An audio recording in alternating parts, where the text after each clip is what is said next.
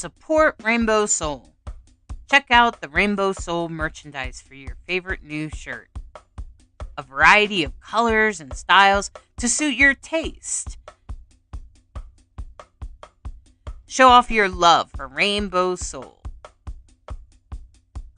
Get cool designs with your favorite quotes.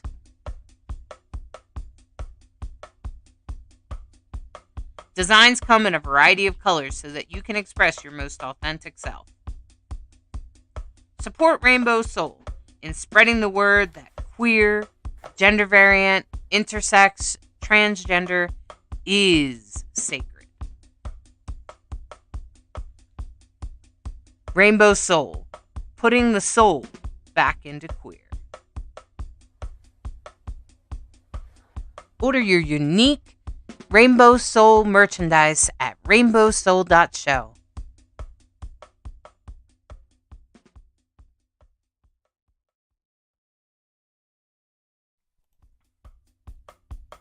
Welcome to Rainbow Soul, an explorative discussion about spirituality beyond mainstream religions.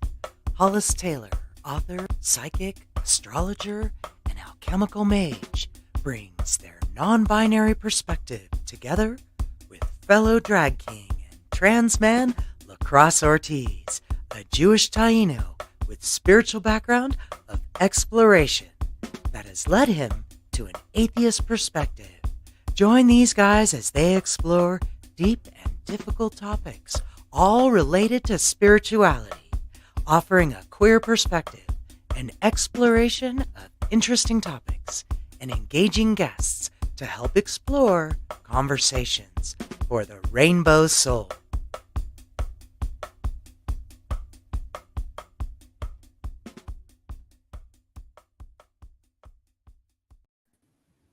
Hey. Hello. Hey, welcome. Welcome, everyone, to Rainbow Soul. We're so glad you're here. So glad you're catching the show today. And we are excited about our growth. If you haven't checked out our website, rainbowsoul.show, and don't miss the really cool t-shirts. And there's also cool other stuff too, like bags and stuff like that. Cups. I'm Hollis Taylor, and I am a psychic. I'm a mage. I'm a witch. I'm a lot of different things, but I'm definitely a magical person. And this is Lacrosse. I don't know which way. Oh, there it is. There you go. Hi, I'm Lacrosse Ortiz, Taino, atheist, Jewish, jack of all trades, master of none. Love learning, and yeah, I do this every week, and I'm like, yeah, that's me.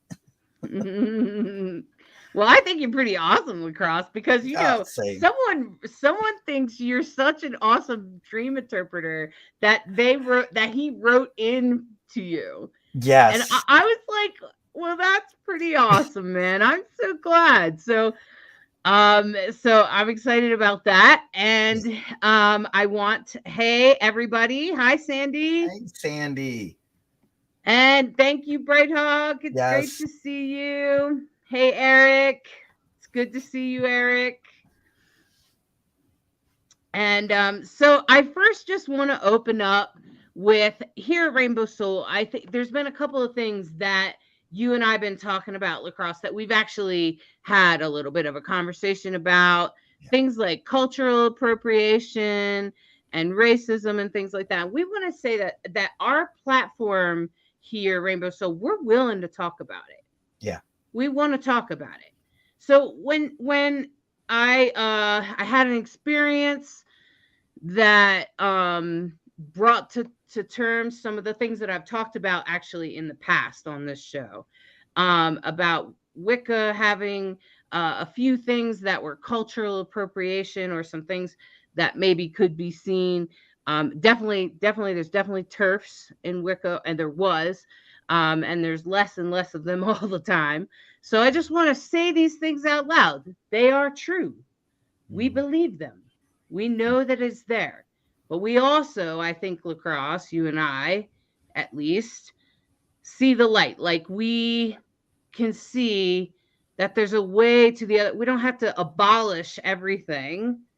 Yeah. We don't have to remove everything. We just need to acknowledge what parts we got wrong Yeah. and try to make it better.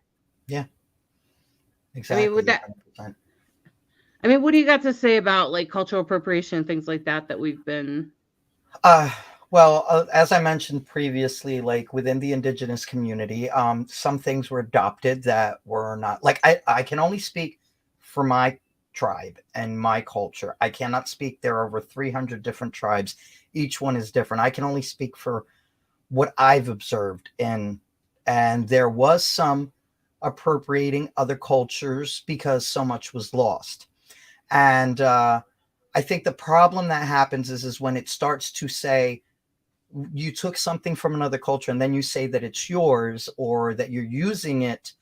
There's a difference between doing something in your privacy of your own home. Like I do a little bit of everything, but it's in the privacy of my own home, and I'm not going to sit there and say, "Oh, this is Taino" or "This is my culture," because in essence it came from somewhere else. So I think it's just the conversation that needs to be had. It is, if you feel that you are possibly cultural appropriating, one, stop and do get a little more information, find out where it's from.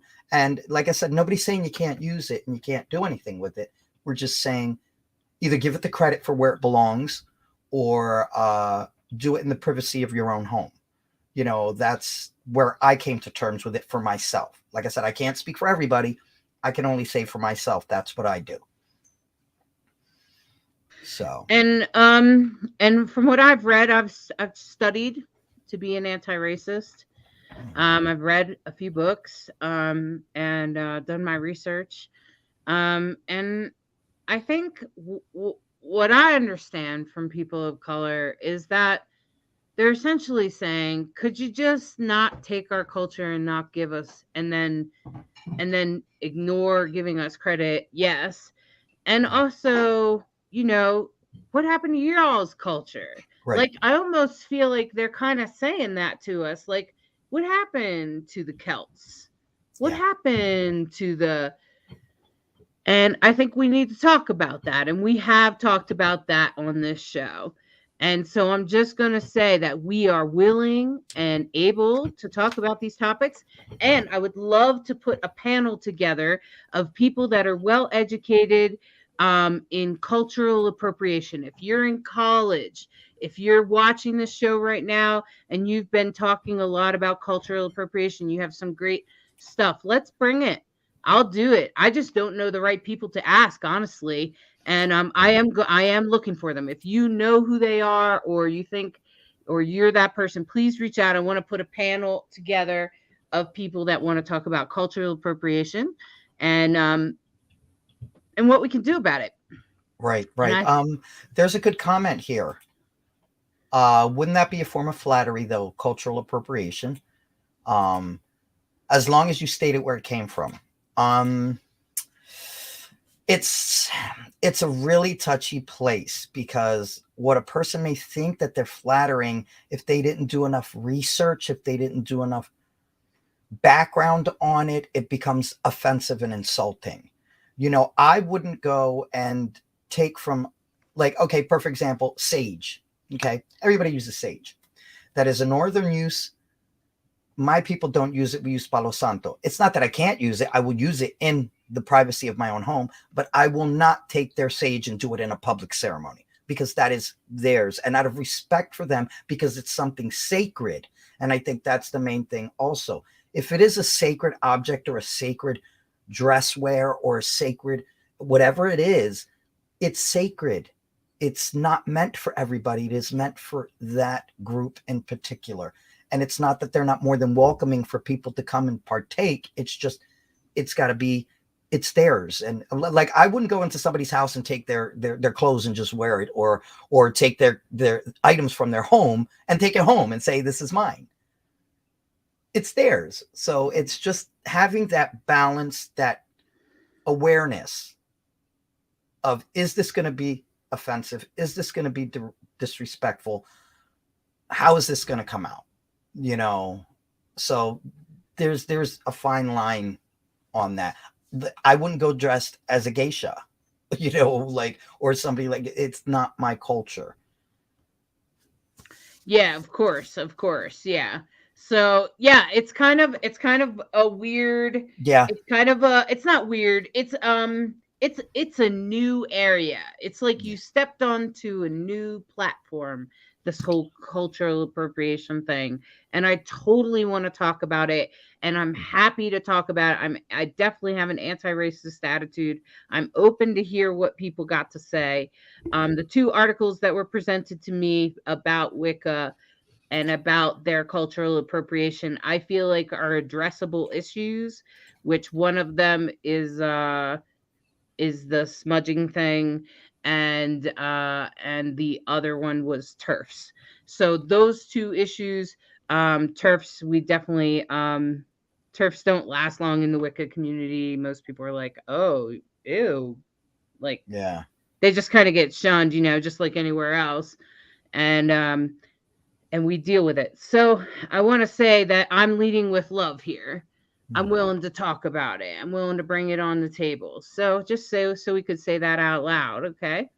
And because the only way we're going to heal the world is to come at this with love. Right, Wouldn't you right, say? right, Like, I mean, the only way we're going to find peace in the world is to love one another. right. Love means respecting people's boundaries. Love means a lot of things, right? It's a whole like sort of game of it, right? And so I've been looking around for LGBTQIA people that speak about love, because love is pretty, I think it's pretty important. Yeah, I should be wearing my love hat right now.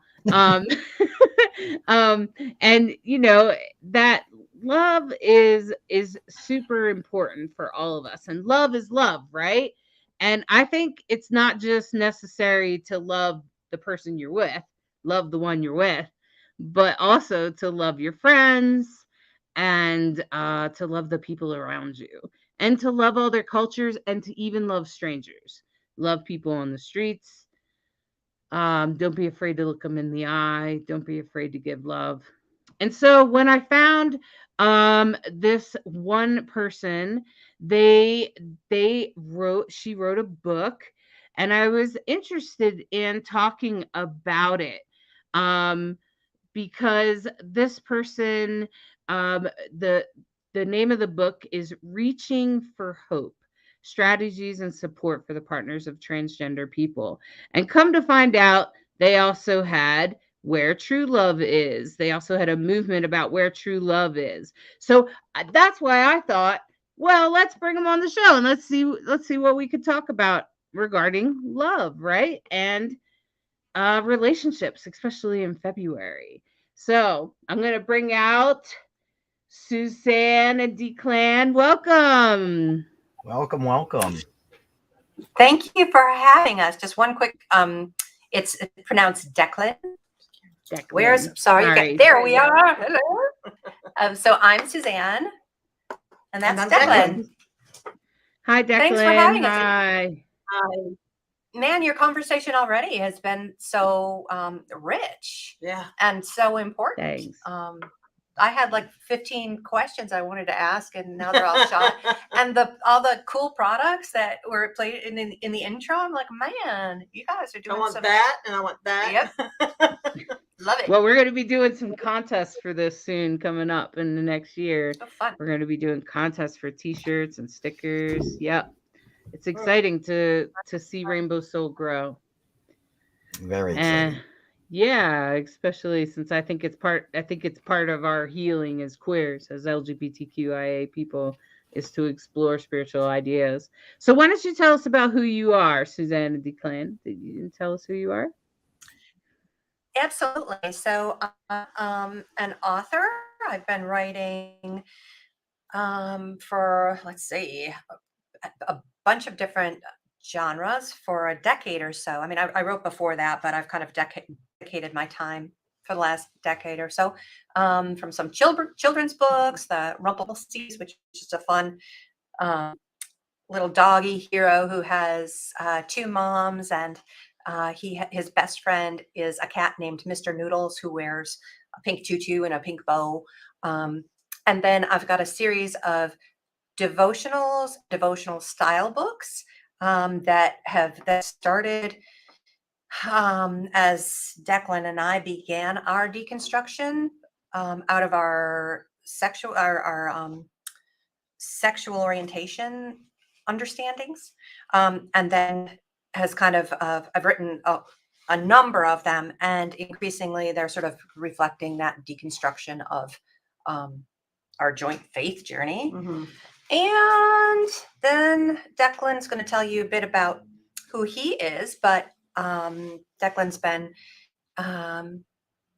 transitioning sort of actively over the last year or so. Is that about right?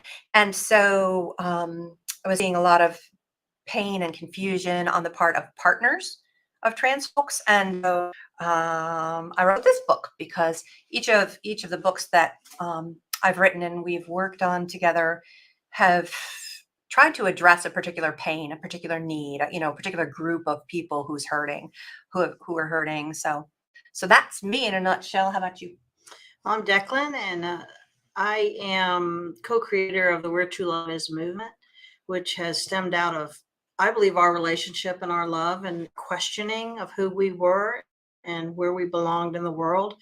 And as we became more involved in the LGBTQIA community, her books evolved with each area, almost every acronym as we went through it. And the Where True Love movement was at first about the Where True Love Is book, but it's become a movement because we believe that we need to encompass everyone. And like you said, love is the important part. That's the central foundation of what we do. I mean, we have a little sticky note up on the wall that says the one person. We've seen so much pain in the Christian community and in the community at large for the LGBTQI community that we try to reach one person and let them know you are loved and you have love to give. So let's all, come together and love each other. And it's turned into a movement. So that's pretty much, I started as a social media strategist and a book publicist, and now all day long we devote our time to the Where True Love Is movement. So I do the writing, and Declan is like behind the social media communities, because it's really kind of like turned into communities. Just you guys are greeting the people who some of your regulars, and it's Mhm. there's that whole community building. Declan does a wonderful job of doing that. Sharing the love. So Suzanne, as a partner of a transgender person, I would love to hear more about your experience of witnessing, because I'm trans, although I'm non-binary. I've been through a lot of transitions. And Lacrosse here is a trans man, so like my perspective is you're the only partner in this conversation right now. So I would love to hear about your experience. Yeah. Well, I think we're a bit unusual because when we met, we were both married to men, and kind of assuming that we were living as women, and we were from conservative church. We met in a church. It was very socially conservative, patriarchal. And we were friends for a couple of years, and then something shifted and we were in love, and we knew that there was something so profound and beautiful and good and true in it. And it didn't make any sense with our church training. So we had to evaluate and try to figure out. And at that point, we were deeply steeped in the Bible as the source of like Christian truth, right? I mean, that's in the typical Christian fashion. And so we started seeing that things speaking to us differently from Bible passages. And that's where the first book, Where True Love Is, came from. And then after that, we saw lots and lots of pain in the trans community. And so I wrote a book called Transfigured, specifically for trans and non-binary and binary queer people, to explore, again, from a scriptural basis. And then I wrote some other books after that. But in the meantime, Declan loved that book. And at this point, we're still thinking, okay, well, we were like, well, we're not really lesbians. We didn't really know what we were, but we're like, it doesn't really matter. We love each other, and that's pretty much good enough. And we've gotten married, and we're happy, and trying to help make a positive difference in the world, right? So I wrote Transfigured, and Declan loved it. And I thought, oh, that's nice. He usually likes my work, but I didn't think that much about it. And so several years passed after that was published, and increasingly we're enmeshed, and especially because Declan is this like I call him the powerhouse in the Where to Love Is movement, connecting into stories about trans people and trans experience and trans reality, because it seems like that's where a lot of the pain and the need is, right? And so we would talk about it a lot. At the end of the day, we'd come together or at lunch, and because we work from home, and share stories about what we'd been doing, and Declan would put a question out there, or an experience that someone described, and start reflecting on how that had applied to them when they were 8 or 25 or last Wednesday. And so we were kind of processing all this together, and so because of that, I think that it's been very gentle for me. Like, a lot of partners are shocked, right? There's sometimes they don't have any idea, and they're shocked. There's all kinds of it's a spectrum of different experiences that partners go through, depending on whether or not they're part of the LGBTQ community anyway, or their religious formation. There's so much variation. But for me, it was pretty gentle, because we had gone through, first we had to figure out what sexual orientation even meant, right? First thing, because of the two of us. And then it's like we started talking lots about gender and just exploring that generally. And so we had already gone through a lot of deconstruction of all those concepts before Declan actually said, you know what, this is me. And yeah, maybe you should chime in then, because I mean, is that a good time for Declan to chime in? Because you asked me specifically what that was like for me. Yeah, So I don't know yeah. if it's So Declan, hard to. you awoke to that you were trans. You come to the realization, which I think me and Lacrosse get that. But you want to tell us a little bit about that, about Well, what that the was interesting like? part, I think a lot of people who are transgender can look back and go, yeah, I've always kind of known. But I'm in my late 50s, so it wasn't talked about. There wasn't a name for it when I was a teenager or a child, but I can look back and go, wait a minute. Even when I told my mother, who doesn't understand at all, she'll say, well, you never liked doing this or this. You always liked doing this. And it was always more masculine gender type uh, behavior and attitude, and the way I dressed, and everything all the way across the board. I just didn't really have a name for it. When Suzanne wrote Transfigured and we started talking about it more, I started to realize it was okay to admit and to say, you know what, this outside doesn't match the inside. And I'm a guy. I might be in a female body, but I'm a guy. And it was okay, because for one thing, I completely and totally trust her. And I think everybody should have a tribe or a person.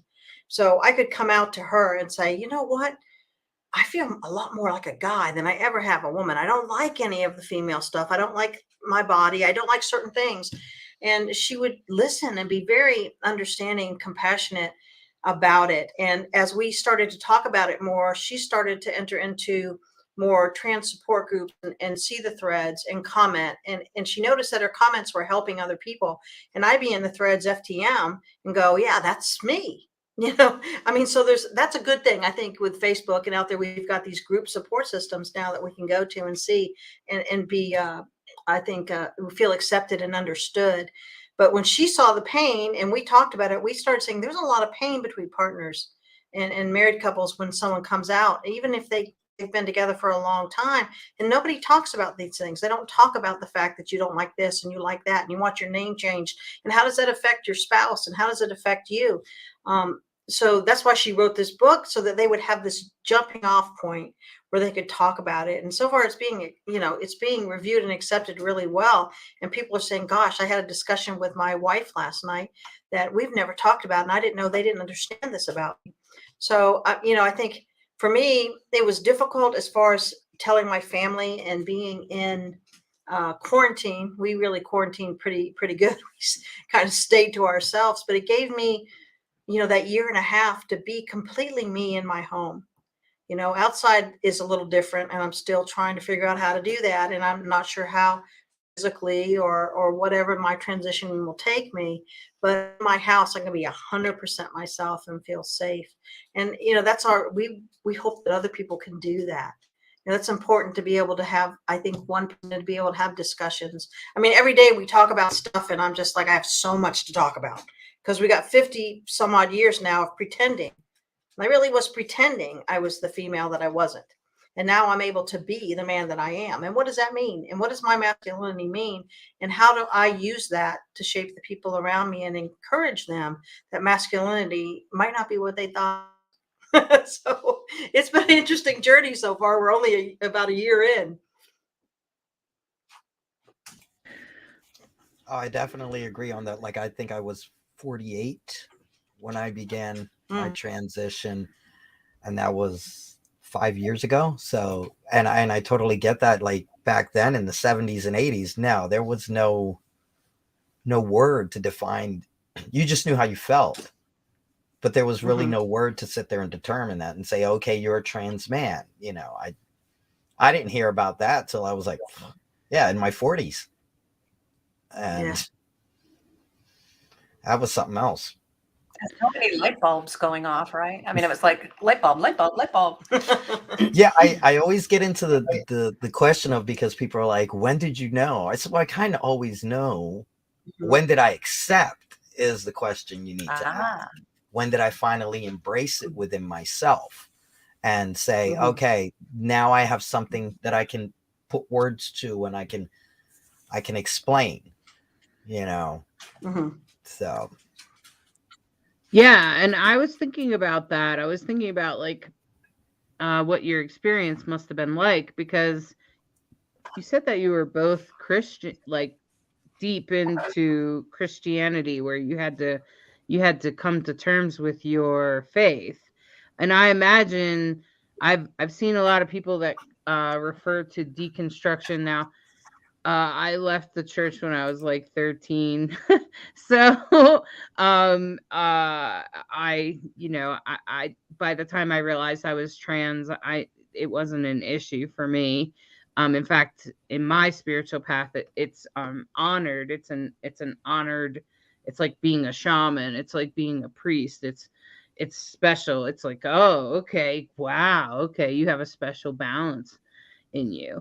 Lacrosse, what was it like for you? Because you were brought up Pentecostal, but you're Taino. So like when it came time to come to terms with it, what was that like? Well, growing up Christian, it was just not. No, that was a no-go. Was not going to happen. They didn't deal with anything within the LGBTQIA. I can't speak for it now. I can only speak for what it was like then, and that was 40 years ago.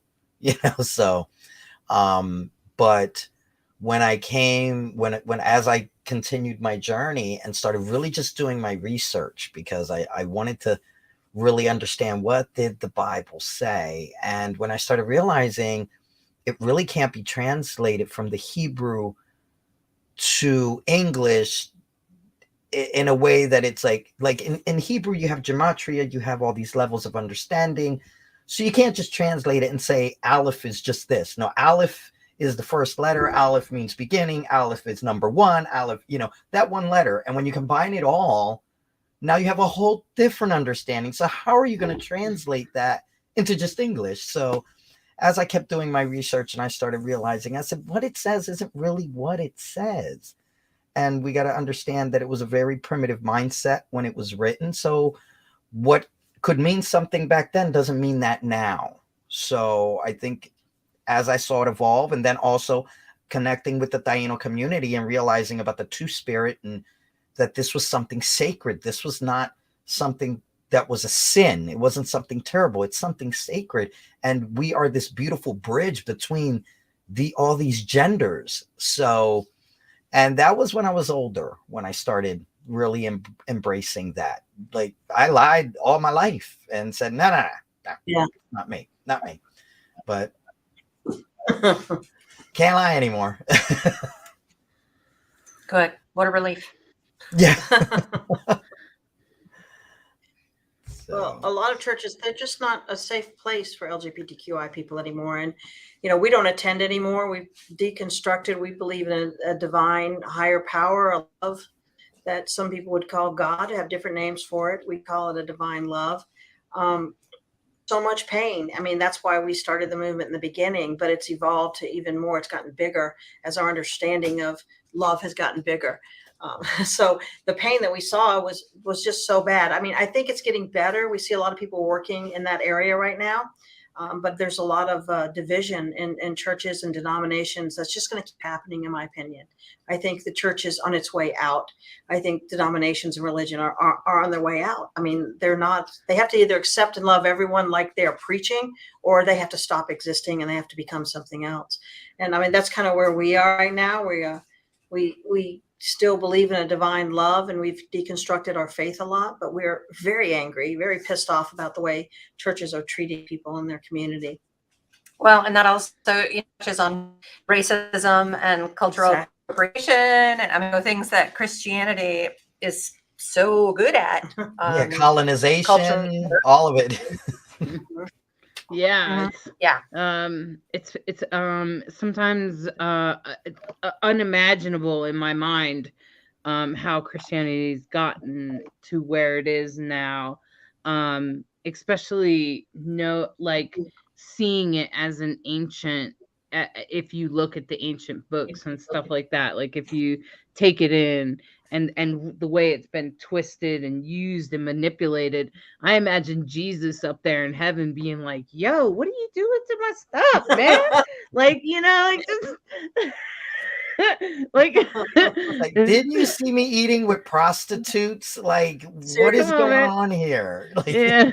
Well, it's kind of funny because Jesus comes. So I wrote this not long ago, and it's basically the idea that this creator God made us all, told us to multiply, but we were so horrible that we had to pour all this blood out, and then that wasn't enough. And so God said, here's a mini me, you kill him, and then that blood will make everything better.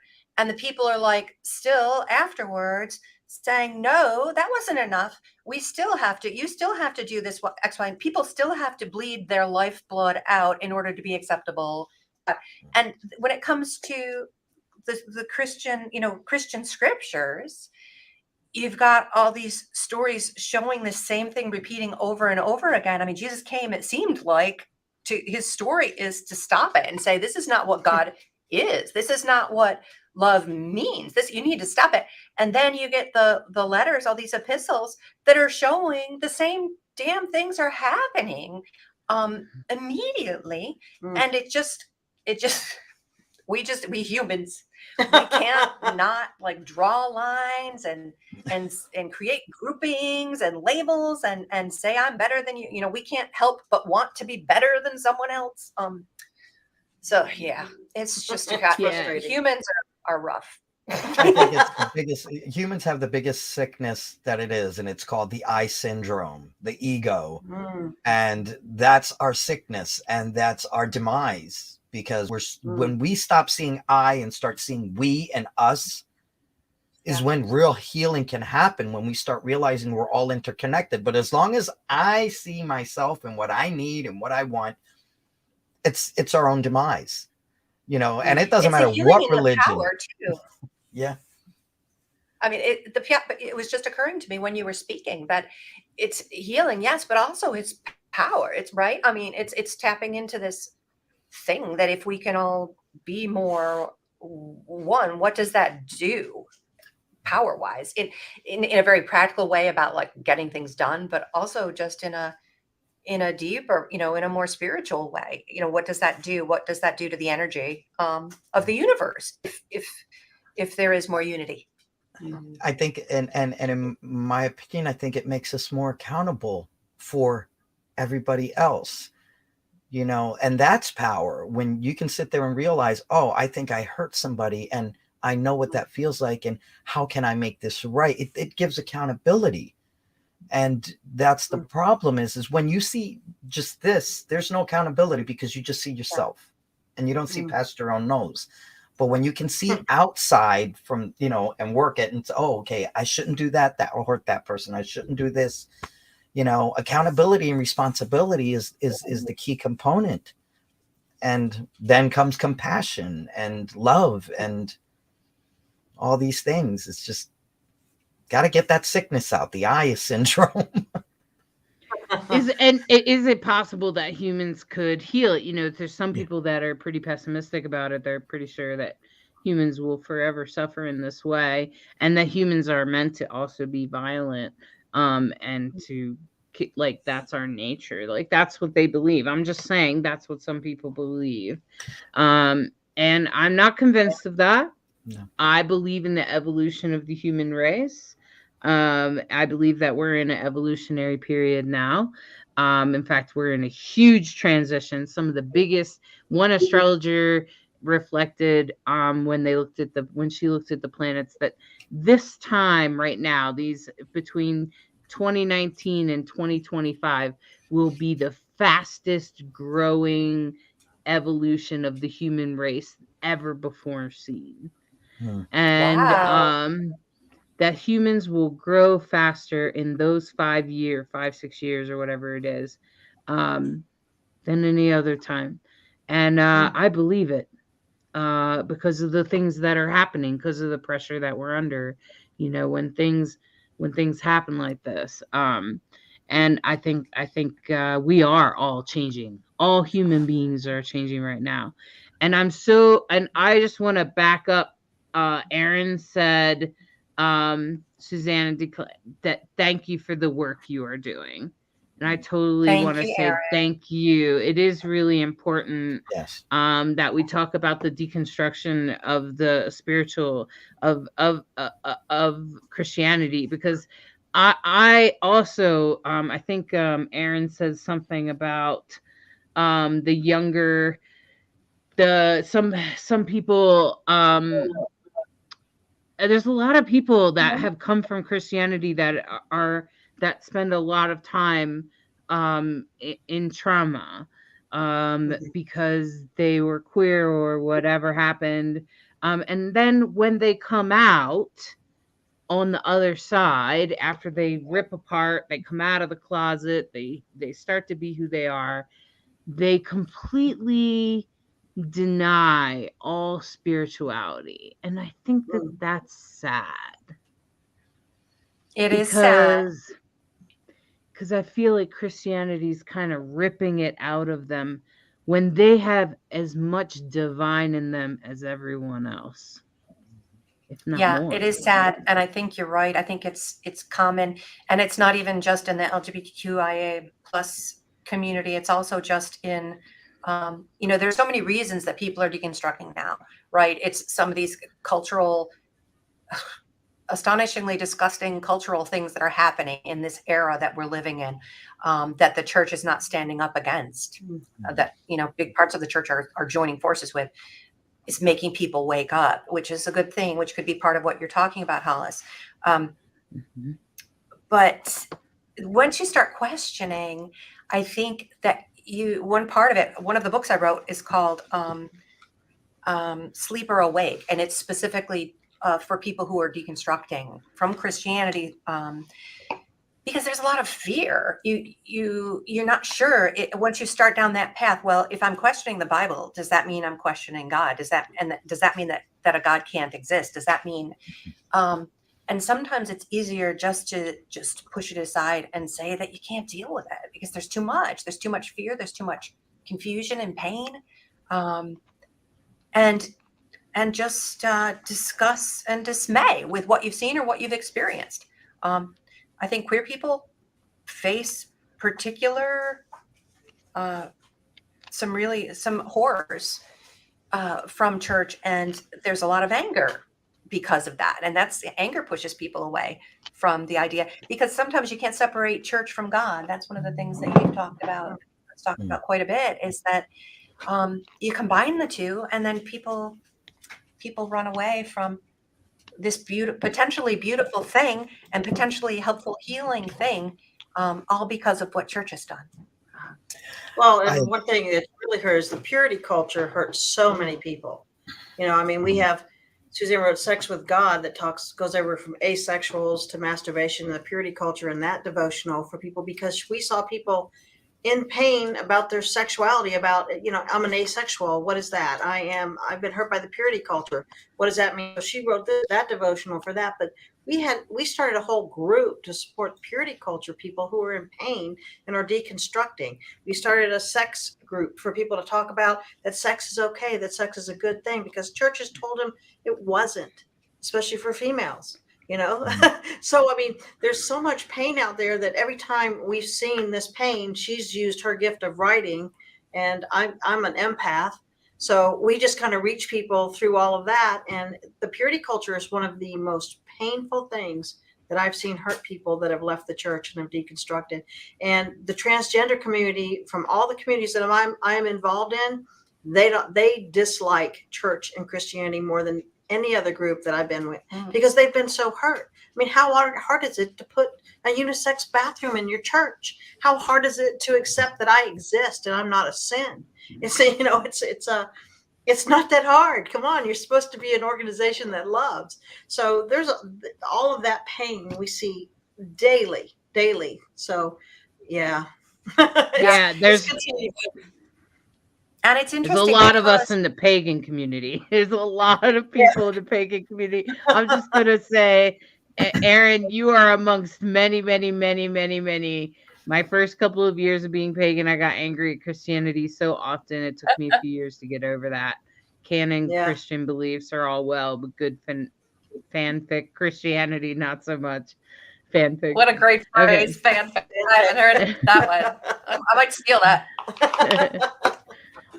Yeah, it's definitely it's lots of people that suffer in this way, especially in the pagan community.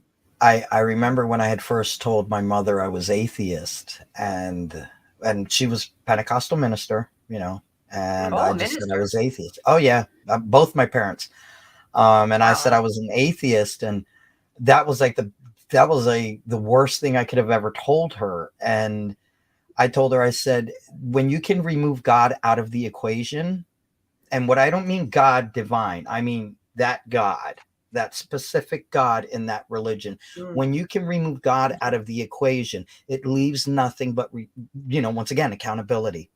I said, so if I am not so busy waiting for God to answer my prayer for my lottery ticket, and then put this divine into stopping the cosmos, we're not crashing into the sun.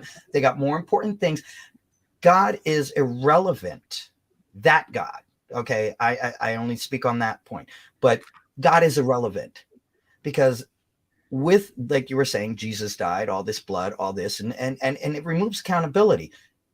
I can do this. I can hurt another human being. I can just say, I'm sorry, and it's covered by the blood, and that's it. And I can continue to do what I'm doing. So there's no accountability and there's no change. So I told her, I said, I'm atheist, not because I'm angry. I'm atheist because God is irrelevant. And as long as there's nobody there for me to pass the buck on, then that leaves me to be accountable for my decisions and the things that I do. So, yeah. And a lot of people, they end up atheist, they end up pagan, they end up going in so many different directions because of the pain, Lacrosse, did your folks want to do deliverance service, deliverance on you for all of this? Being Pentecostal. Oh, no. We had charismatic church, so I wasn't sure if you guys were.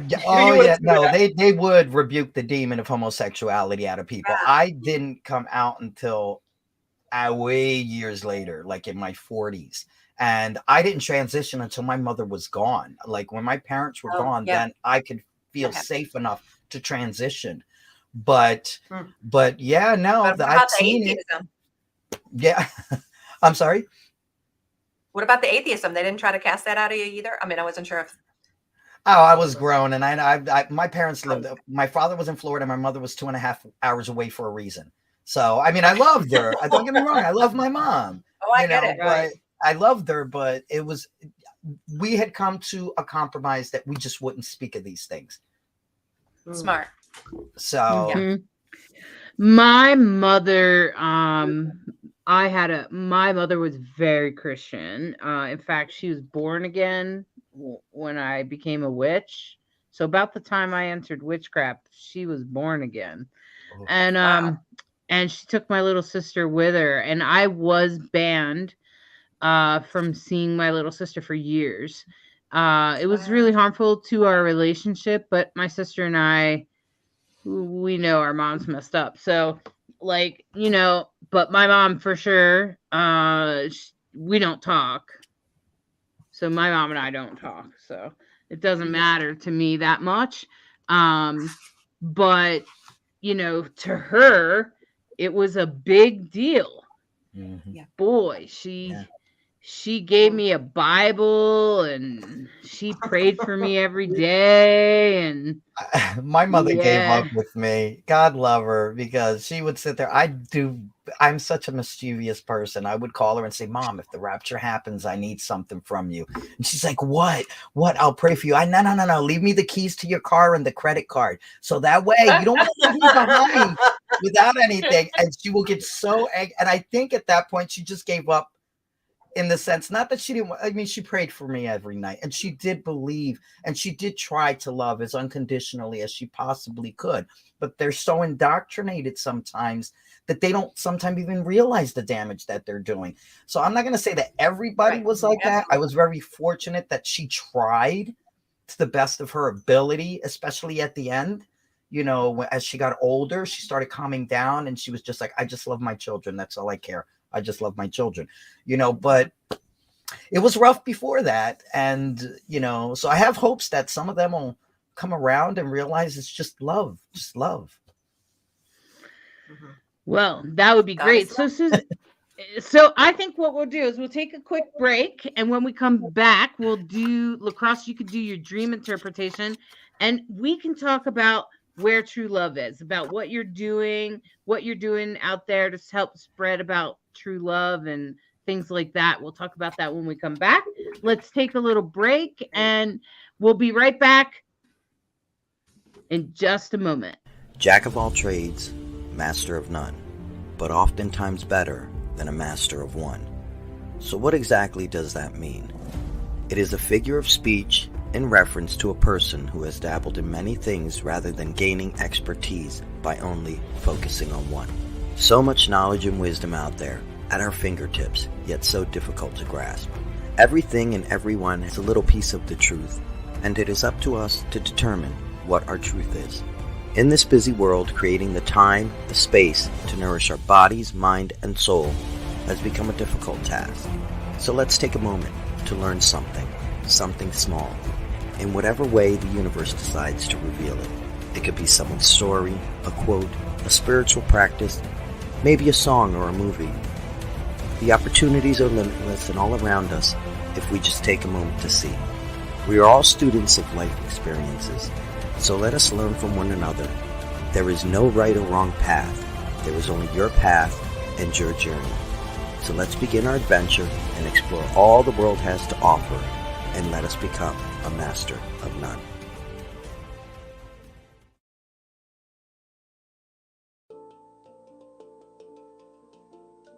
Divine Androgen, a sacred path for gender variant people. A book dedicated to every drag performer, transgender person, and other gender variant people that have passed to the other side, that have suffered the wrath of our binary world. Thank you for living your truth and treading us a path. We are sorry that in many cases that cost you your life. Now, we ask for your assistance in helping humans evolve so that we may all live in peace and equality. We honor your life by walking our own personal path of authenticity. Get this amazing book all about living as a non-binary person, a gender variant person in a binary world. How to navigate it, how to harvest your true self when you're surrounded by binary. It's a guidebook for people searching for their true selves. The book is intended for people that are gender variant and can be helpful for people searching for a more authentic self or clearing trauma. This book is about treading your own path. It includes my story in the beginning, all about how I figured out how I express gender and now how it comes out for me, how I discovered it, and how I dealt in the world as a response to that. And it also details out the ways that I unfolded myself in a way that helped me live in a binary world, even though I was non-binary. There are steps in here to help you define your own path. Hollis uses the word divine androgen. It's like a label to define someone that defines their own authentic path, regardless of their gender expression, in a way to say that it is sacred to be non-binary, to be transgender, to be queer. It is sacred. Not religious. No. We're talking about more of a spiritual, conscious awareness of ourselves and our path on authenticity. This book is about defining your path of authenticity, as authentic and unique as that is for you. You can also order the book at divineandrogen.com. Oops. Oops. I'm still kind of copying and pasting. Oh, okay. Well, I'm going to say that right before the show tonight, we got a message from a friend of mine. And he's actually a really cool guy. He's a great ally. His name is we call him Bobby New Eyes. So for some of you that might know Bobby New Eyes, I do have the dream. I'm going to read it out loud, Bobby. I'm assuming he knew that because he wrote it specifically for the show tonight. So Bobby New Eyes says, from afar, first of all, he wants Lacrosse's point of view on it. From afar, I watch a group of fun-loving folks walking along a ridge on a wooden trail. I soar in above them for a closer look, and all of a sudden I'm walking amongst them. We come to a campground in the woods and enter a great meeting hall, like the meeting dining hall at Rites of Spring. My brother in spirit, Jeff McBride, is in the kitchen cooking. His sleeves are rolled up. He is facing the stove with his back to the group of us hanging out in the kitchen. I'm just going to say this is not the usual place you would see Jeff McBride. He's a professional magician. There's an opening into a large dining room area with a small stage off to the left, about 1 foot high off the floor. Spinner, who is Jeff McBride's wife, is on the stage with a few other young, long hair folks, moving around in a dancing-like motion. She does a lot of belly dancing. I'm thinking the show is about to start. The folks that were hanging out in the kitchen have moved into the larger dining hall and are sitting or standing around the stage looking on. I'm standing in the opening between the two rooms thinking that Jeff and Abby are about to do a performance. Not unusual, but Jeff is still at the stove cooking with his back to the great hall. I look to the stage realizing that these are Jeff's students and they're working magic around Abby's dancing. Jeff teaches other people how to do magic tricks. I'm thinking that I should relieve Jeff from his cooking, knowing that he will not leave something he started and hasn't finished yet. He is still cooking. I should take over the cooking and free Jeff so that he can take to the stage. But first, I have to put up a small poster on the wall behind me. As I'm fiddling with the poster, I feel Jeff's presence behind me. He's looking over my shoulder. Abby and the folks on the stage dance out through the dining hall door, cross over the outside deck, and down to an open field with the audience dancing behind them. It's a dancing, drumming festival. I stand on the back watching the merriment, and they all dance back into the great hall. I'm standing alone on the deck looking towards the hallway door.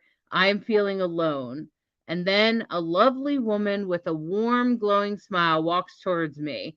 I'm not alone. I am in a body. I awaken.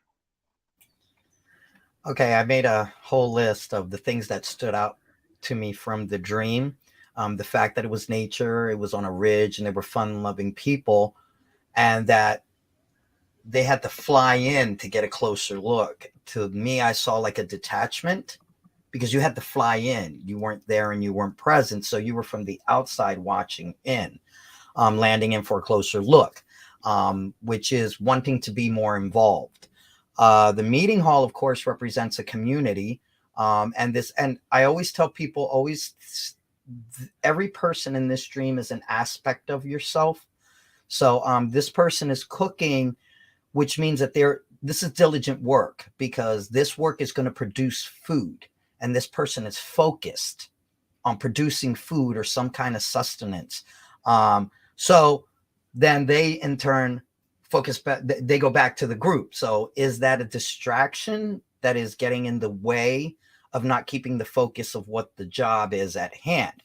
So they go to the dining area and understand you're going now from this great hall to this dining area. Where is food served? The presentation, is this food for the soul?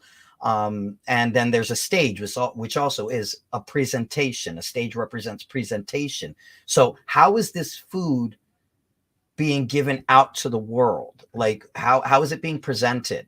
So then, of course, the dancing and the show is about to start. Here is another distraction. It's not that the dancing is bad, is it distracting from the food and the nourishment that is going to come? And then I noticed that they were standing in between the two rooms, from the kitchen into the dining hall or the great hall. This is a person who is kind of like on the fence. Do I continue the work, or do I go and participate? Or do I just observe? Like, what am I doing here? Not actually going into each room. And then, of course, the person is still working. They're still, focusing on getting the food ready. And for who? Students. Who are students? These are the people that you're going to be bringing this sustenance to. Everybody's a student. Everybody you encounter is going to be a student of life. So, and they're working their magic. They're taking what they're learning. They're working their magic, and they're dancing around. And then here's another second guess. Well, maybe I should relieve that person so that they can go do the show.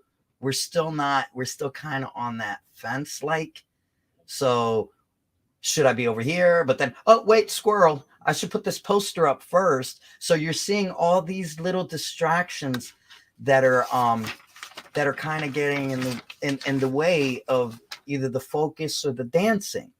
So, so then finally they feel that Jeff is behind them, and they feel the presence. And so that means the work it can get done. The dancing moves outside. He watches them return, and there was no participation. So I think this is what I'm getting from the dream. You can still do the work, and you can still participate.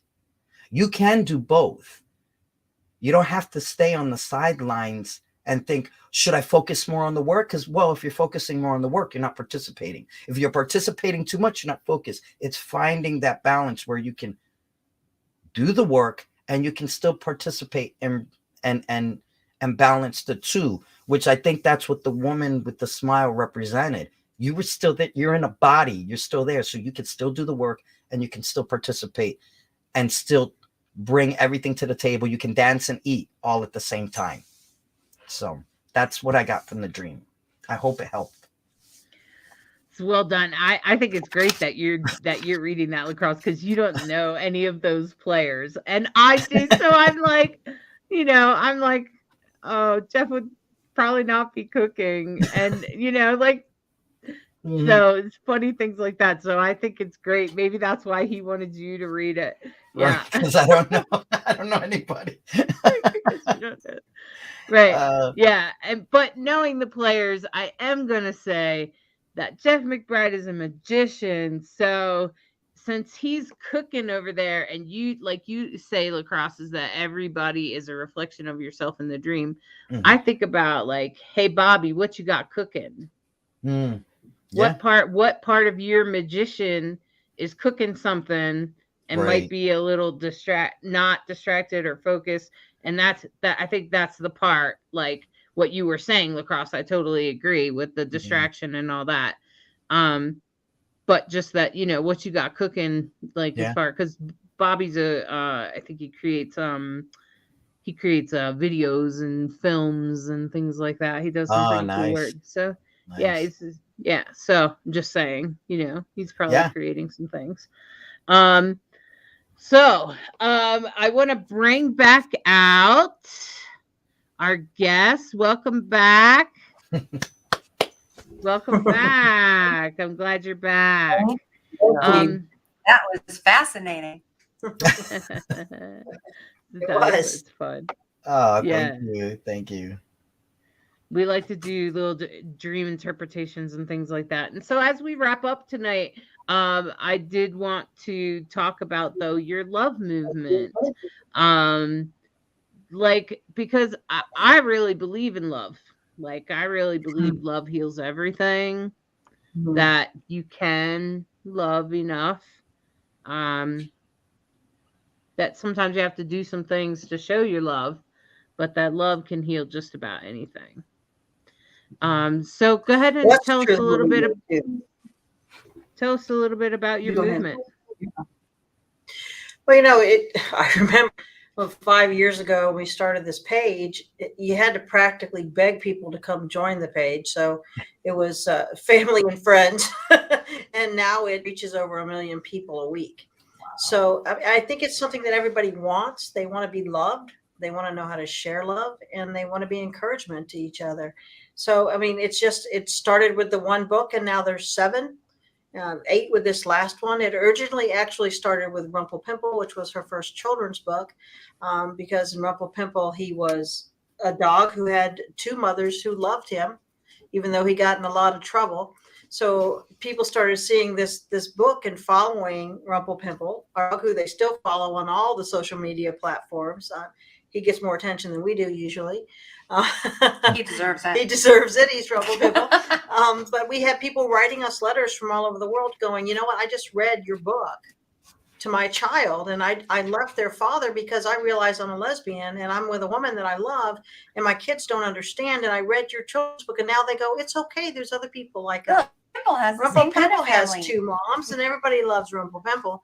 So, I mean, when we started getting letters like that families were being saved and children were loving this little dog and understanding, diversity and inclusion more from a simple little children's book, that kind of started the whole thing. So from 5 years of having just, a few followers here and there, we have over 1 million reached every week on this page. And often I'll put something out there, a question or a quote or something from one of her books or a blog, and they'll take it and they'll run with it and they'll start talking about it. Sometimes I have to refer people to suicide hotlines, help centers, things that can help them in their area. We do that. We have resource pages and we share resources all the time. The most important thing I think is that it starts conversations. We just gently guide them. And I think love takes over, and that desire to help each other. I mean, you'll start a conversation about asexuality and someone who's asexual will jump in, someone who doesn't understand it will jump in, and it goes on and on. And out of the Where True Love Is movement, which was this one page, we have all these groups that have come off of it. There is a deconstruction group. There is a sex and spirituality group. There's a lot of pages and groups off of that. There's a BU page about just being yourself. And we'll just refer people to those pages, and they are in a safe, closed groups to have those conversations that are so badly needed. People need to talk about who they are, and they need to understand not just who they are, but who someone they know is. If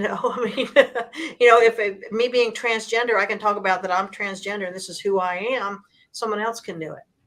You know, y'all doing it makes someone else be able to talk about what you talk about all the time, you know, and it's no longer, at first it felt like it was like a page about church, but it's not that anymore. To me, church is more evolved into a community of people who love each other. Like, I feel like tonight we had church here better than I've had church in years. You know, just having these discussions. Suzanne and I have been kicked out of more church than most people ever go to, because we're just not people that are easily accepted in most denominations. But the We're True Love movement is exactly that. It's a movement of love to encompass everyone, no matter where they come from in life, that you are loved, you are capable of giving love and receiving love.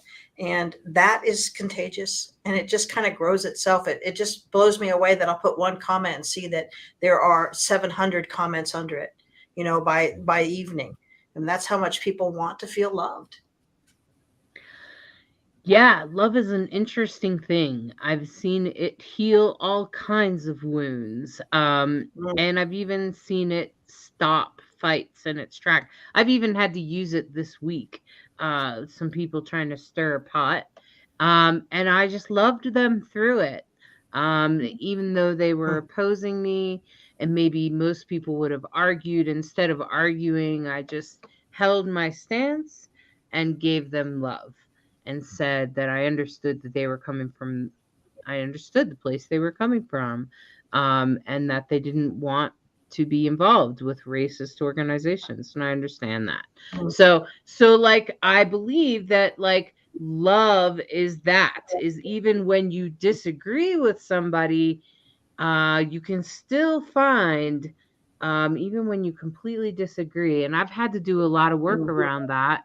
I definitely have people in my life that are not of my same perspective, conservative family members, for instance. I definitely have that.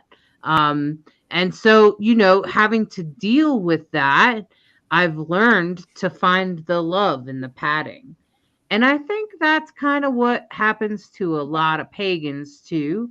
And you know, in the pagan culture, there's a lot of people that are like, we're used to everybody being different. Like, a lot of people have different beliefs. There are people that are atheists, like Lacrosse. There are people that are like me, that I'm like, the divine is the earth. We are the divine. We are all the divine. The earth and animals and plants, we are all divine. And love is divine. And love is our divine energy that we create. And so different people have different beliefs. And instead of allowing them to separate us, we allow them to bring us together. And I think that's the difference. And you know, I think if you can honor and hear someone else's perspective, and don't judge them for it, just be like, well, that's a different way of seeing things. Yeah. And there are some things that maybe you don't walk with, like racism. Okay. If I meet a racist person and they're clearly racist, I'm going to be like, you got some work to do around race. So I'm going to try to help you. And if you don't do it, then we're probably not going to be friends. And it seems simple enough. So, and we don't have to argue. I don't have to fight with them. I don't have to any of that, because I don't think that's going to solve anything. Right. You're not going to convince them through arguments. Right. That's how we feel about Clearly our not. family. A lot of my family is in Florida, and they're very conservative. And they've kind of stepped away from me, except for my mother. But we know that we can't convince them what we believe, you know, and we can't change them. So I just show love when I can, you know. That's not often. I don't talk to the other ones. They've all blocked us and banned us and everything, because they are very conservative Republicans, and living in that state, they are kind of, I think, a product of their environment. So we just share love as much as we can, because that's the only thing that's going to make a difference in the end. I can't argue them out of their beliefs. I can't make them love me the right way. I can just love them and be where I am. You know? And I mean, like, Where the Where True Love Is movement often will go to that page and I'll post something and I'm thinking it's for them. It's not. It's often for me. I get the healing from it. I mean, when you have this interwoven conversation going back and forth, everybody's gifted. Yeah. I can definitely agree with that. I do that with the Master of None Little Nuggets. I always tell people, I said, I'm not talking to you. I'm just talking out loud to myself because I need to hear this more than anybody. You know, I have to hear the wisdom. But I think also one of the key points of the love is the self-love, and sometimes realizing that, yeah, you're going to have family members who are not going to accept you. And it's okay to say your goodbye in the sense of, I love you, but I love myself more. And I don't have to subject myself. And that's another thing that is a conversation that needs to be having the guilt of cutting off from that family members who won't accept you. And there's a guilt that you can carry. And I know I've worked with that hard within myself with family members where I know I'm not going to see them again. And that's okay. You know, because I have to love myself more. Right. And that's one of those products of Christianity, I think, that's unfortunate, is that this idea of forgiveness, which is powerful and necessary, right?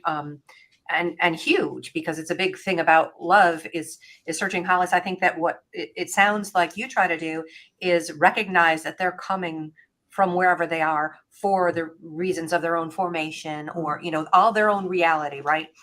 We're all trapped by the things that form us largely. And it seems like you tune into that and try not to, you know, bang someone with a hammer because of that's where they are. But so in large pockets of Christianity, there's this concept that you're supposed to just forgive them and continue in relationship. And that's not, you know, that's not necessarily what forgiveness means. I mean, you can release them from your own, the weight of your own judgments and all those things, and say, I'm not, but that doesn't mean they have to be in your life. Right. And it, you know, the power, one of the powers of forgiveness is that they're no longer pulling you down like an anchor, right? You're severing that. You're saying, okay, here you go. You go out into the world and hopefully can be happy and at peace. And me too, because you're right. I mean, the whole self-care idea, and one of the things the greatest three we hear about the two greatest commandments that Jesus said is love God and love others like you love yourself. But we forget about that self part. And it's a significant statement to say love others as you love yourself, because you have to. It's the only way you can be healthy. And I think a lot of people from Christian formations aren't able to do that. They just aren't. And it's almost like you have to escape from that in order to be able to say, hey, I count. And not just that I count, not just that I deserve it, not just the me, I thing, but that's the only way that you can be healthy and productive in the world, and to spread that love is to be whole, more whole, increasingly whole. Yeah. So I'm with you on that, Lacrosse. A lot of wisdom on this show today. Lots of wisdom for sure. Lots of wisdom. Aaron, I love what Aaron says here. Island of Misfit Toys. It's not the first time I have heard that. Always seems the right analog for the majority of the pagan. That is very accurate. Very, very accurate. I love the Misfits Toys thing. And that's one of the things that I like, that, you know, that I'm sensitive to, is that trans women in particular are often under a pretty big microscope. They stand out more, and sometimes, not all the time, but a lot of times. Aaron says, I realize how much my size makes people who would normally make a scene take a look at me and decide I'm going to keep my mouth shut. I hope my not engaging points out that we are just people trying to live our lives. Exactly. And that's, and trans people are people too. That's what I always want to say, is that, you know, we're just people. And I noticed that, I think you've noticed this too, Lacrosse, a lot of trans women, like in public, it's dangerous for them. Oh yeah. Oh yeah. We have this problem with drag queens too. Any person that may have been born with a penis or appears that they were marked as male at birth that happens to express in a feminine way, that includes drag and trans women, seem to be under some sort of like spotlight and their targets.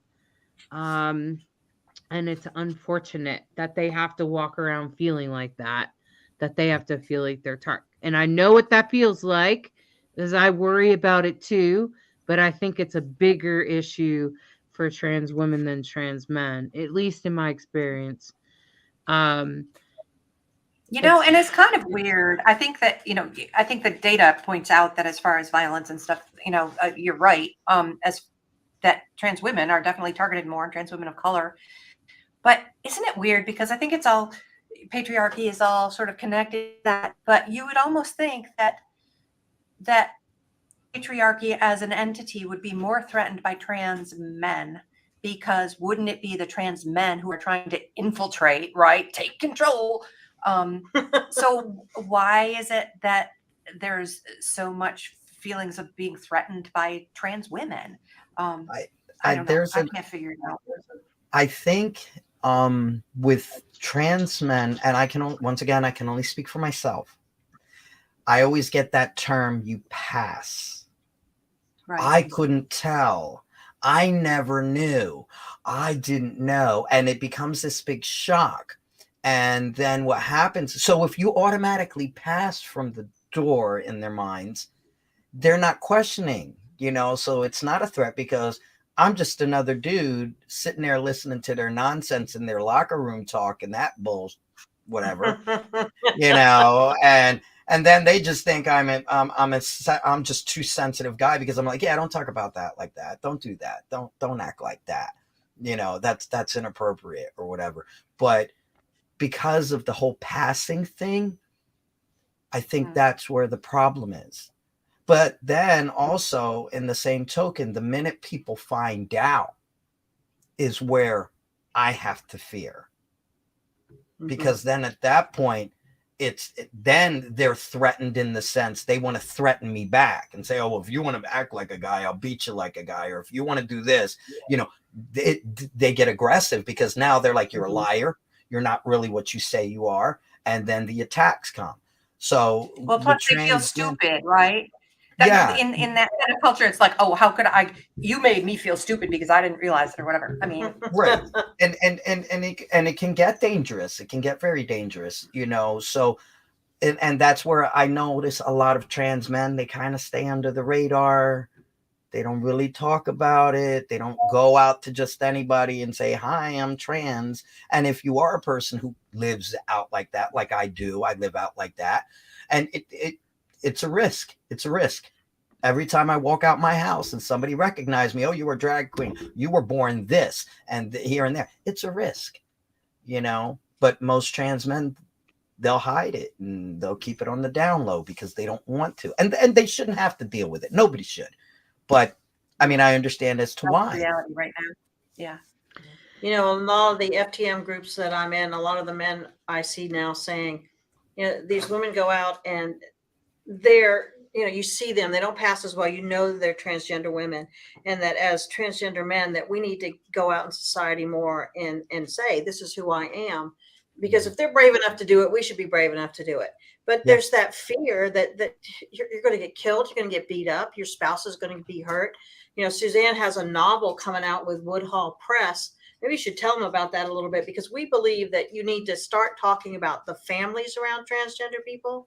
There's a ripple effect. I mean, we say names and we talk about the horrific thing that happened to transgender women, but we don't talk about their spouse, their children, the people, their friends, their pets, their, the different things in their life. And that there's a ripple effect, and people need to know that these are people, and what happened to them affected a whole community. It didn't just, it's horrific what happened to them, but people don't talk about the ripple effect as much. And Suzanne has a novel coming out with Woodhall Press that we're very excited about in October, called The Language of Bodies. Maybe you should share that a little bit. Yeah. So it's the story of a woman who goes on this trek of obsession with over vengeance because her wife, who's a trans woman of color, is murdered. And it came out of a big part of it was prompted by something that's a murder that took place not far from where we live. And I just wanted to tell a story of how someone's life would be so rocked by such a horrible thing happening purely because this woman was trans. Yeah, and so, but it's weird and it's dark and it's part of it takes place in a wax museum, a Wild West wax museum, and it's got some mystical elements with this saint, Mama Giovanna from Italy. She's a Madonna who is honored. There's a trans femminile festival in Italy where trans people come and have this celebration every year. So she's like the saint who is the saint of trans people and queer people.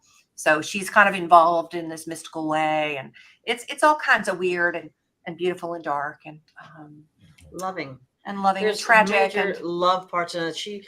I'm usually Suzanne's first reader. I think almost always she'll write a book and say, okay, you can read it now when it's done.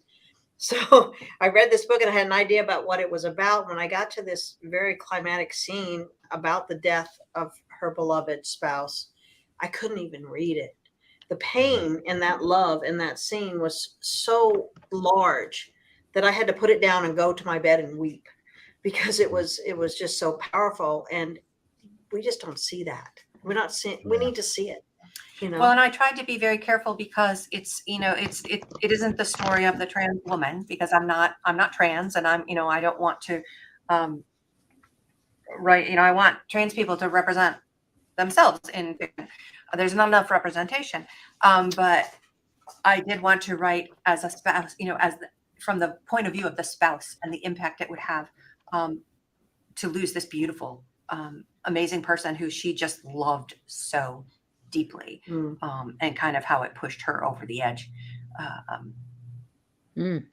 So it was I think it's important fiction. So I've done a lot of this writing in nonfiction land, but fiction has a different way of communicating truth and beauty to people who in a way that is not so messagey, but it's there. They're reading the story for the point of the story, but it's got all this underlying truth. So that's my hope. So I'm super, super excited. It comes out, it's called The Language of Bodies, and it comes out from Woodhall Press in October of this year. So awesome. Fantastic. Well, I'm glad you shared that. Because that is a really important topic. And this also, Aaron is saying, we're assumed to be predators. You know why they do that, Aaron? That's a projection. It's a projection of narcissism. It's because so trans women, I think, triggers homophobia in men. And then they realize that they might be attracted to her, even if she's not a traditional, what they think of as a woman, like in their heads, and they're thinking, oh, she has a penis, therefore that makes me gay to be attracted to her. And so then therefore they come at you with that crazy homophobia about trans women being predators, which is completely ridiculous. And because I don't think there's any case of a transgender person. I just maybe there's one weirdo or one freak or something that did something like that, but most trans women, I can't even imagine. It's just not the kind of people that usually molest. Most of the people that molest are the ones that are pretending to be straight. Right over there, they're priests or something, those are the ones that are molesting. So it's kind of ridiculous. And I think you're right, Aaron. Lacrosse is right, but I think part that is some of the evil that lurks, either think it's an AMAB, which is a male assigned right at birth person that is fighting the urge to go to the bad side, or also just assuming, well, being a dude is awesome, bro. I actually think but they're saying being a dude is awesome, but being a chick is bad. and Erin's saying that, you know, that's been their experience, her experience, and my experience is that most of the reason they're doing that, the reason it's like they understand that trans men are stepping up, that makes sense. But you must be a weakling if you would choose to be a woman.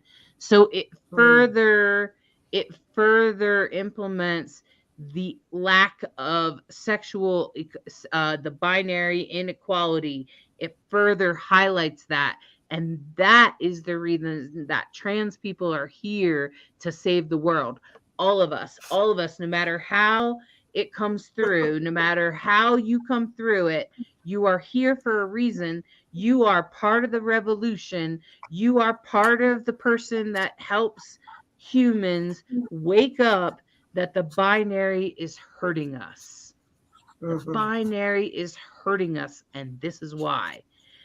Because that's what that highlights. So every time that happens, Erin, every time you feel that, I want you to remember that you yourself, just by being you send out to them and help awaken that part of their brain to realize that the binary is actually bad for all of us, including the people in the binary.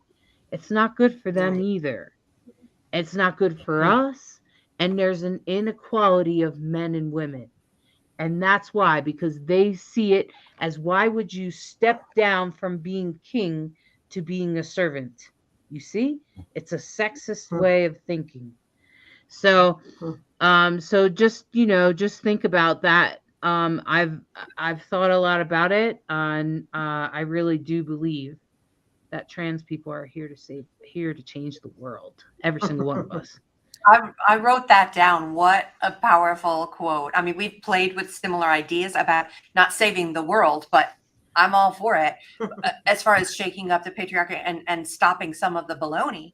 But I wrote that down. I'm going to quote you for sure. You're going to be in a book. Great. That's great. I appreciate that. And the funny thing is that this is happening around the world. Yeah. It's not just happening in America. That's why I say it's around the world. It's happening in Thailand. It's happening in Japan. It's happening in Australia. All you have to do is look around. The gender binary is losing its weight on humanity. And thank God, because we might just put an end, or a very greatly reduce things like sexual assault. That's what we have to get rid of. When we get rid of the binary, we would greatly reduce things like sexual assault. Imagine how many people could walk through the world without being traumatized by sexual assault because of the binary. So that's my my message. That's my thing. And I'll add on to that, because I'm such a Marvel nerd and such a nerd with that stuff. I always keep saying that we are, I don't know if you ever saw the X-Men or whatever. I said, we are the next evolved humans. They called them mutants. They're just the next evolved humans. And that's what I consider us. Us transgender people are the next evolved humans. So that means you guys are so quotable. Now she's writing your quote down. being assigned female at birth will help me be a better man when it comes to being with my wife, and a better understanding. Because I can, once again, we're the bridge. We're constantly going to be this bridge between, but then at the same token, I could look at the guy and say, hey, you know, that's not cool, or this is not cool. You should never treat someone like that. You know, we're the bridge, we're the peacemakers, which makes us so important. And that's why we have to be there for each other, and we have to make sure the suicide goes down. We have to save them, because they are the ones who are going to change the world. So wow, good stuff. You guys got power going on. We're trying to get the word out there. So all of our people out there listening to Rainbow Soul, new listeners and our regular listeners. First of all of our regular listeners, thank you. You are keeping us alive right now. You are validating us every time you listen, every time you hit the love button, every time you share it, every time you comment. You do one thing. You validate to me and Lacrosse that we should still be doing this. So thank you. Good job. And thank you, Lacrosse, for all the thank you. beautiful shit this stuff you come up I with. didn't say poof once. I didn't say poof one time today. You didn't say poof. I didn't banish anybody out of my kingdom. I did not poof anybody. Well, no, I did poof somebody out of the comments. You did poof a spammer. I did poof a spammer. So I said poof out of my kingdom. So, right, exactly. I love Lacrosse has a little poof thing that he does every time we have to talk about getting a person out of your kingdom. Yep. Poof. This is my kingdom. This is my world. And if you're not willing to be productive in my world, poof, you're banished out of my kingdom. I like it. Yeah, that's great. We didn't have to poof anyone, Sandy. Nope. Sandy's laughing. She's over here laughing. Tonight. No poofiness. Right. All right. Well, first, I pulled 3 cards for us tonight. I pulled 3 cards out of the Love is Love Pride deck. Every single one of these cards is done by a different LGBTQIA artist. And I'm just going to say the first card is one of my favorites. It's the Queen of Wands. Let me show you first. Wow. So you can see. Hold on. There we go. Oh, there we go. So you can see the rainbow, like lightning bolt links coming off. Let's spotlight me for a minute so that people can read my lips if they need to. There we go. So you can see there's little like rainbow licks on it and the power coming off of this character, right? Yeah. There it goes. And you can see that she's this creature. It's definitely a feminine power. And that's what this is all about. This is about that sort of feminine power. And when we talk about feminine power, it doesn't always just have to be about women and people born, people that identify as women. It could also be about feminine power, which does exist in most of us. We have the ability to nurture one another and stuff like that, and also protect. And so feminine power is that powerful energy that comes across. It says, this is my kingdom and this is the way it will be. And that's what this is about. This is about owning your space and owning your power and, well, poofing if you have to. She's doing some serious poofing right there.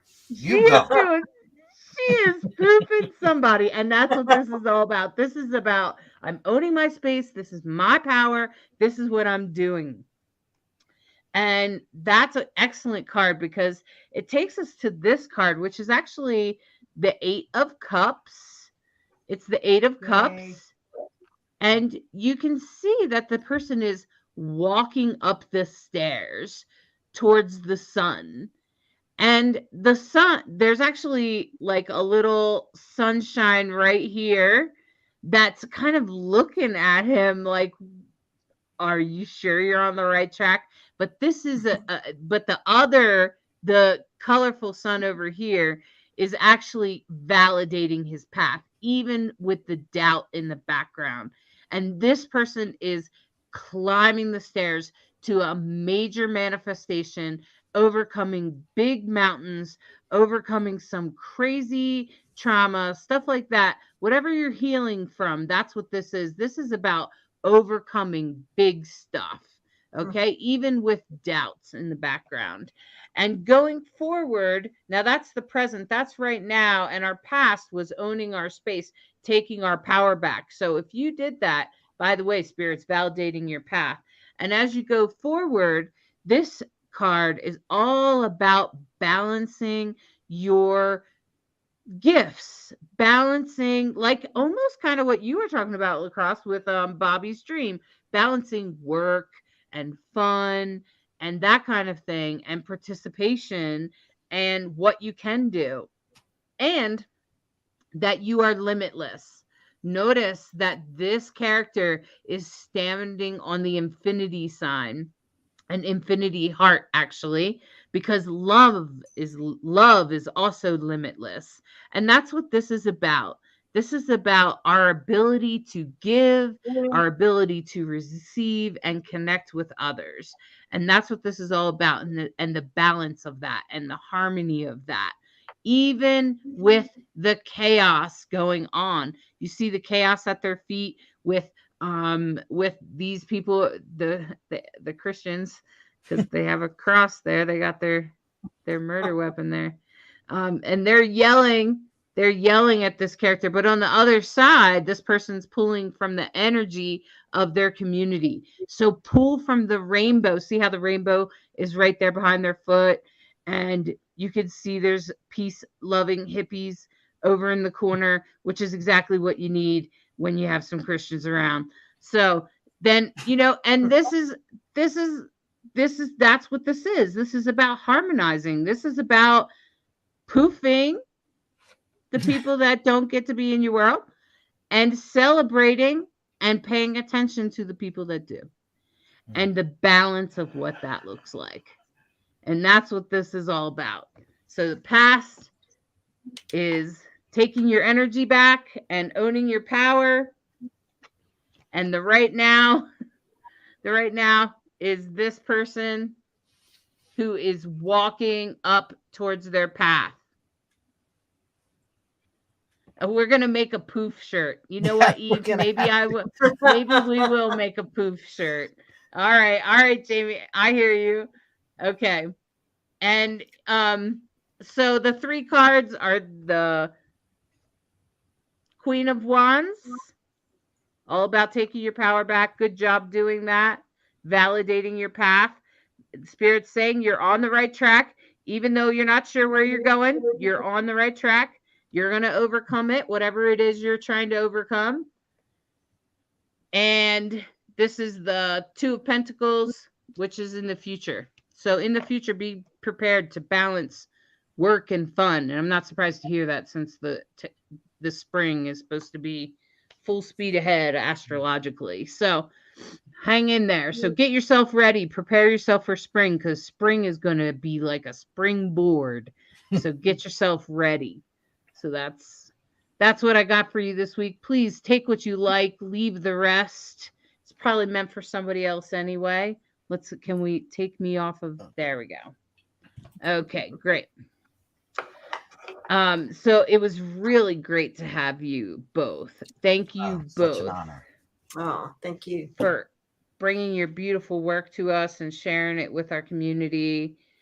And I totally appreciate you. And, it's beautiful discussion, and appreciate your journey, and appreciate all the work you're doing in the world. Thank you.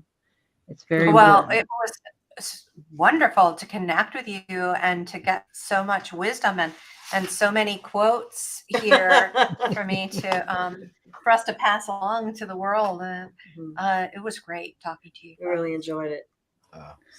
Same. Fantastic. Same. Thanks.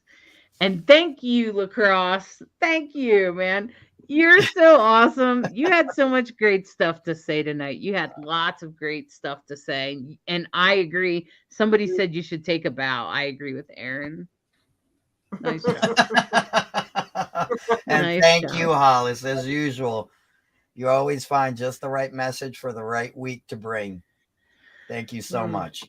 Because I always need them. Me. Yep, because I'm like, I needed that one.